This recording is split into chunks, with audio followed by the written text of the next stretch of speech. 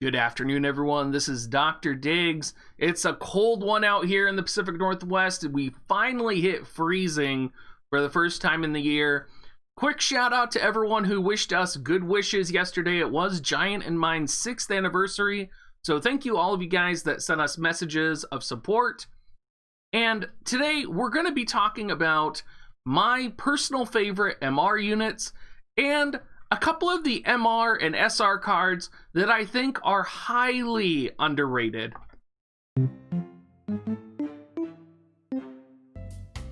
Now, I do want to preface this. I just want to say, this is not a tier list. There are many people who seem to think that whenever I talk about units that are my favorite, units that I think are good, they immediately assume that I'm jumping into the tier list world. This is not a tier list. And I would think if you actually made a real tier list of viability in this game, it wouldn't be accurate because so many characters fit into so many different roles and responsibilities. These units are MR units and one SR unit that have helped me throughout my gameplay. A couple of them are currently being worked on because I see the value that they can add, and a couple of them have really helped me out in this game. We're going to start first off with Mustadio, and I'm going to make a claim, even though I said this wasn't a tier list, I do think that Mustadio is one of the strongest MR units in the game. Not only is he really powerful against PvE, he is also really powerful in PvP with his status ailment attacks. If you guys saw my match battle most recently, my very first one, I got wrecked by a Seal Evil Petrify Mustadio. Mustadio, being the gunner that he is also really good in content like Tower, where you're going up against opponents who maybe they will be status ailment weak, maybe they will be vulnerable to ranged attacks. He's going to be just a good unit to have on your roster. Now, most people can't build Mustadio anymore because the Final Fantasy Tactics event is over. However, if you have him, I think you would be a fool not to use him, particularly with the buffs from Zombie Ryryu. My second favorite MR unit has got to be Sir O. Now, I know everyone here knows my passion and my love for Sir O. He was my first level 99 unit after Sid, and I actually did guild pulls to pull his final shard for myself. Now, Sir O specializes as an evasion samurai. So since early on when I started playing the game, I was in an evasion build. I kind of dominated with Sir O in arena for a very long time in my initial team. Sir O did good, and that's why I decided to level Seymour as well. A lot of people don't realize that all of the samurais have different abilities about them that make them special. Seymour in particular, if we go to his TMR for example, has 18 accuracy on his sword, and if you go to his abilities and look at his mastery ability here, you can see that he gets attack plus 10%, accuracy plus 30. This accuracy is going to be very important when we talk about Seymour because he is a high power, high accuracy samurai. And where this is really going to specialize is future tower content. There is one other thing about Seymour that I absolutely love here, and I'll show it to you in his primary stats. It's that he has 50% charm immunity as well. So he is one of the few enemies, or few characters actually, with almost 100% charm immunity. This is going to be important as we saw in the last deep dungeon, where enemies were charming, and I think people were really taken aback on how to deal with that, other than charming the charmers with Steel Heart. I think if you had teams that were more prepared, or you invested in MR units, and you had a charm-resistant team, it could actually potentially benefit you. So Seymour is a unit who hasn't done the work to save me yet, but he's a unit I've invested in because I want him to be really good in the future when I'm running Tower. Not only is that accuracy going to be helpful, but also the charm resist is going to be good as well. Lilith is definitely a criminally underrated unit, And I'm gonna put Lilith in the same category as Schutzelt. Now, where they both kind of go is they both have access to Sub Hunter. Now, for those of you that don't know about Sub Hunter, what Sub Hunter gives you, or Sub Ranger, sorry, is going to give you access to Reflex, which is the best counter in the game, which is essentially a chance to just take no damage at all. And you also get access to Sharpshoot, Barrage, and they both have access to Sub Soldier as well. That's important because they also get access to the self-sacrifice passive. So even though they are MR units, they have access to self-sacrifice, they have access to Sharpshoot, and even though their primary weapon is Greatsword and Sword for Lilith, you can actually make a bow Sharpshoot composition very viable with them. And how you do that is you look at Lilith's sword here, and Lilith's TMR is actually very viable for her for a bow build because Sharpshoot and a lot of her bow abilities are fire element attack. And so you're not going to be able to get like missile attack up like on a sword, right? However, you can get this fire attack up on her TMR, so it is going to make her Sharpshoots that much more powerful. And very similar with Schutzelt, I actually chose to level Schutzelt because I was enjoying my Lilith, and you can see he's well on his way right now. Schutzelt also has access to self-sacrifice. He also has access to Drain Force, Sharpshoot, and overall, he's an amazing unit. He also has Reflex, also has Sword Guard, right? And I think one of the interesting things about Schutzelt too is he has the move +1 here. And I do believe that that is something that Lilith does not have on her board, is I'm pretty sure she does not have the move +1. So Schutzelt is also going to get that additional movement, which not a lot of units are going to have. And in fact, I don't think I've ever seen a movement +1 node on any character. So that's why I've chosen to invest in Schutzelt and why I think he's kind of a sleeping unit. Ravis. Ravis is another unit that I've recently invested in because I think there's a lot of underestimation for the recent MR units that came out. Ravis in particular does have a sword that gives acquired JP up. That's amazing, guys. You can farm JP so fast with that. Not only that, she's sub thief, she's sub samurai, so that of course is going to give her access innately to Paladin's Guard, which is what we want. You can see she's getting all of these agilities up from passives. She has Steel Heart, she has Blade Soul if you wanted to build her evasion. She can go defense with Holy Knight's protection. She can go movement and agility with Thief's Lore. She can confuse with Snipe's Dagger. She can evasion sub samurai with illusion. There's so many different things she can do. She can steal time. She's kind of like a Swiss Army knife of MR units. She's a unit that'll fit into sort of any composition, whether it's an evasion build, a steal time build, a steal heart build. I guarantee you, if you hop into live PvP with Ravis, nobody is going to expect her to be stealing heart at all, and you will be able to get it off.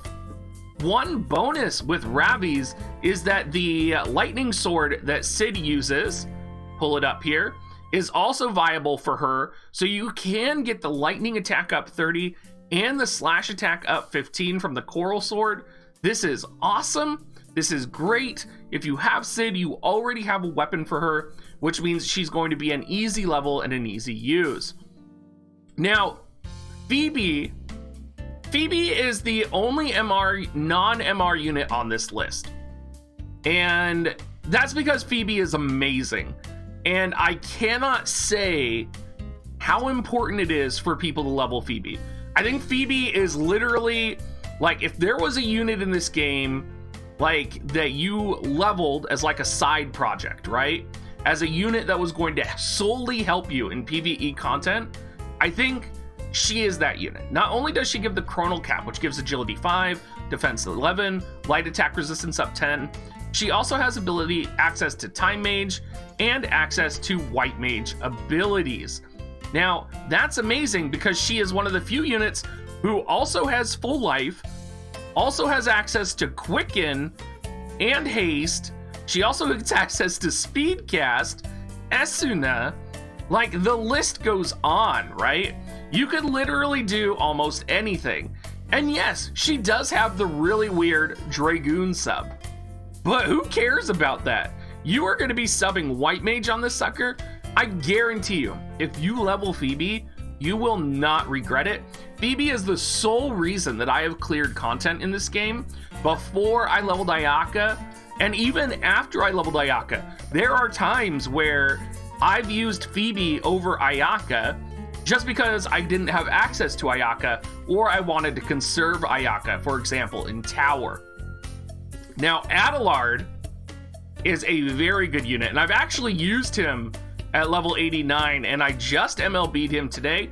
If you saw my most recent video for polling, you'll know that I was really excited to be really close to maxing out Adelard.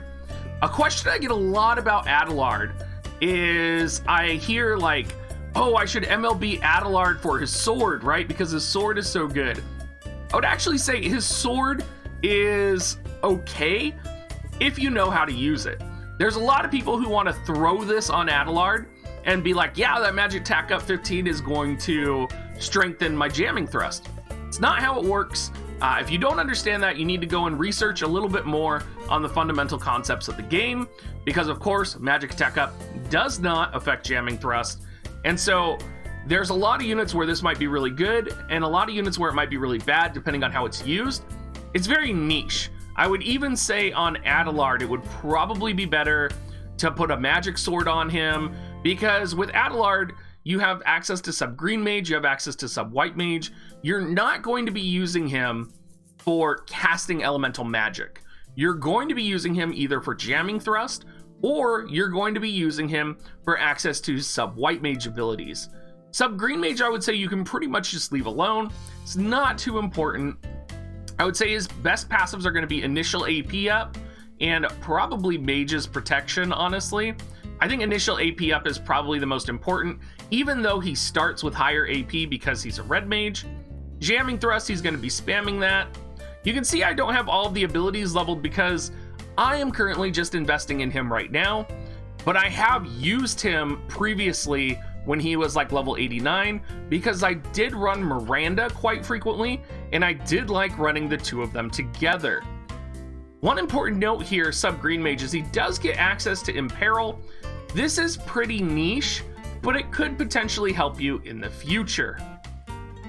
Now, for our last MR unit, we do have Dario. And Dario is a recent project of mine. I would classify Dario as sort of the unit that everybody says is awesome, that everyone said I should be going for, and that I never did, and I probably should have. I've had my ass kicked by a Dario. Dario is a unit that can tank against pretty much anything. If you get a Kilfei up against a Dario, he is going to be a beast. Now, I haven't unlocked much of his board yet. However, I do see him being built mostly as a spell blade, or potentially just as a sub-paladin, kind of like a sub-paladin tanky spell blade, is what I would imagine. I don't see you subbing ninja on him at all. I just primarily see him absorbing magic. I imagine you probably don't want his faith really high, maybe around 50 or lower. That will lower his damage from Spellblade attacks. However, I mean, he's kind of a magic tank as is. So as much as I don't have him leveled yet, I am excited to level him, and he's kind of currently my future project right now. In terms of MR units that are coming out in the future, there's none that I'm particularly excited for. I've looked them up and they're all kind of meh to me. The one exception to that is probably going to be, I believe her name is Shell, is her name. Let me make sure that is actually her name before I go through here and butcher her name anymore, and before we go to the VC cards.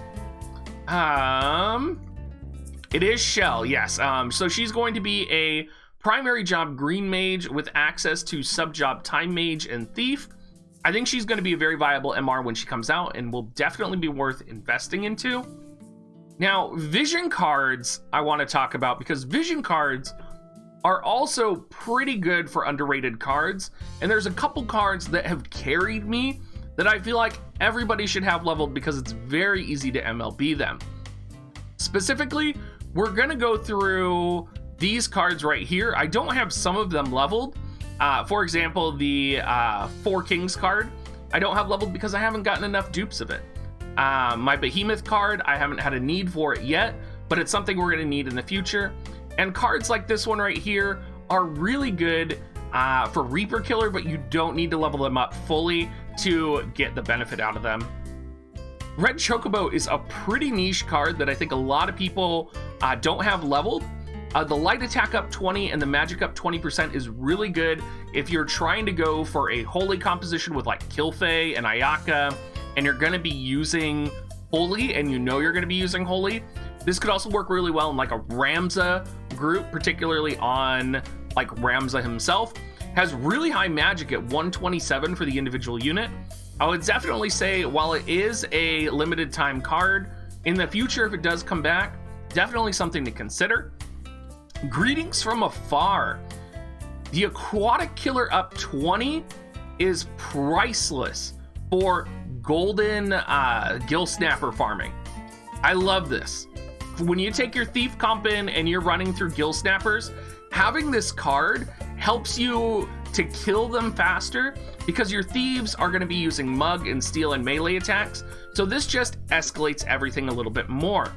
There have also been a couple situations where we are up against aquatic enemies in, for example, raids or other content, and that makes this that much more useful. Fleeting Tranquility is good solely for the charm resistance up. If you are entering charm content or you are going up against a raid boss that charms, is going to be perfect to have. This is a really PvE niche card, but when you really need it is when you're going to really love having it.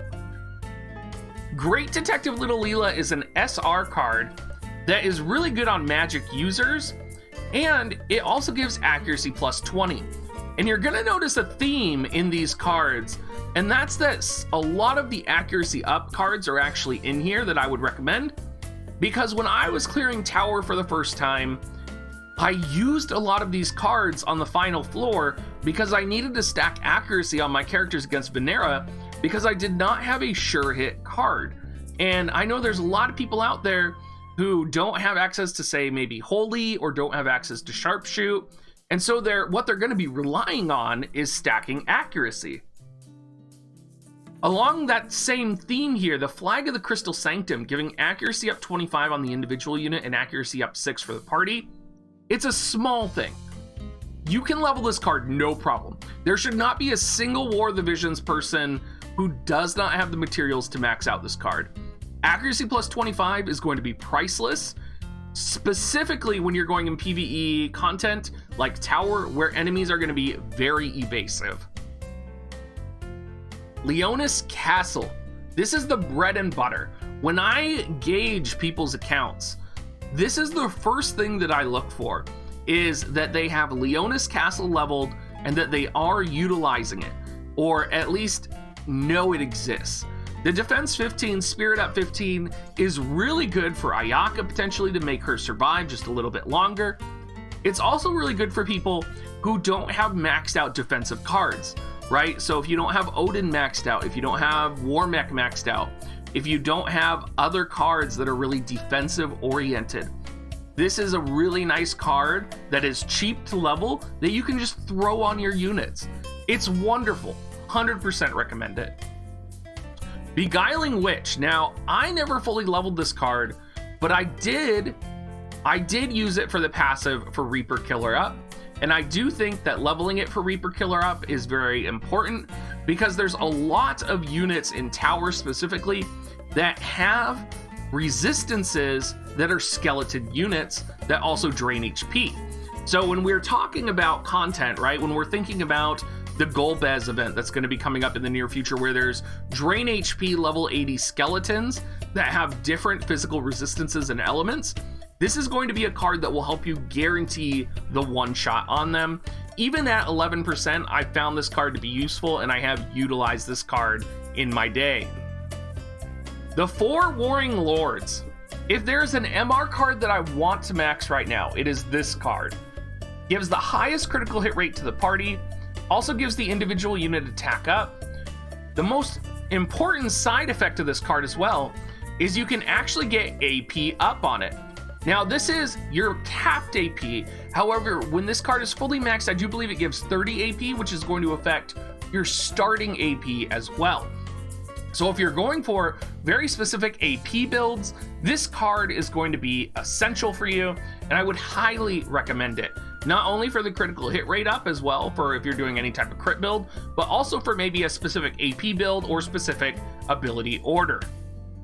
Finally, we do have the Behemoth card, and this card has not been relevant yet. However, in the near future, when we are in a situation where Kane comes out and there is a lot of pierce attacking units, this card is going to be extremely important, and I have a feeling almost everybody will have it leveled solely for the pierce attack up. Finally, we do have the Flag of Wazette, and I have actually used this card in its raw awakened state for Toad resistance up. Now, if any of you remember the first floor of Tower, getting Toad casted on you absolutely sucks. So being able to just add that 8% Toad resistance in some situations is enough to guarantee that your character won't be toaded.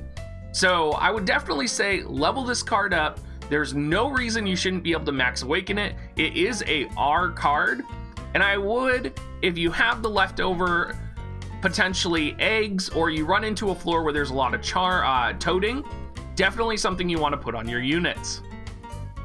All right, everyone. Well, that is it for my MR unit review and my underrated card review. I hope all of you guys found this just a little bit useful. As always, if you are going to be buying Visior, please use my affiliate link, dig.gs/coins, and make sure you come swing by our Discord at dig.gs/discord as well. Thank you so much, everyone, and have a great rest of your day.